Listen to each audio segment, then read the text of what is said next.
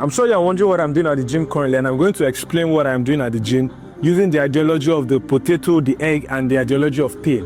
You know, pain can make people come into two different forms. Pain can either make you become better, and pain can actually make you very evil. Now, I'm going to explain it with the potato and the egg. Yes, the potato and the egg. I'm sure you're wondering what I mean by that. Now, you know, when you boil potato, before it's even boiled, you know, it's very, very hard. But once you boil it, it becomes very, very soft. That is potato. And once you still boil the egg, in the same environment, it is very, very liquid before you boil it.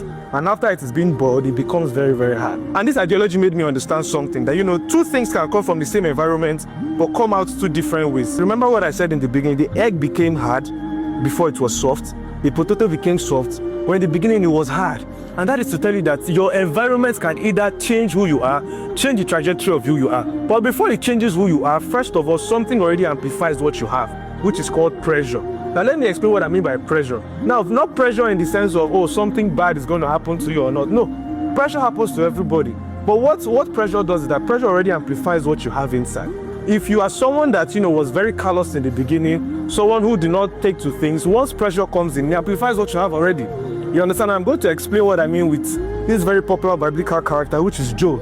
Now, if you read the story of Job, you know, Job was tested and he was tried. And in the same sense of, you know, testing and trials, he lost his family, lost his friends. In fact, even his friends, his wife, was even telling him to rebuke God. You understand? But pressure amplified what he had, and what he had was faith.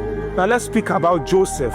Joseph, as much as, you know, he had the revelation where his brothers would bow down to him, he was bigger than his brothers. Already his environment already crushed him down, put him into slavery. He became, you know, a servant, stayed in prison. But he did not allow the same environment that crushed him to make him very evil. You understand? And that is the same thing, because like I said in the beginning, pressure can come to anyone.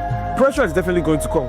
But the question God is actually asking is, what will you do in that sense of pressure? Pressure can be either when God is silent. Pressure can either be, you know, when nothing is going good in your life. Pressure can either be even when things are going good, because sometimes God does not allow blessings to come to people because you do not have the character to actually handle those blessings. You understand?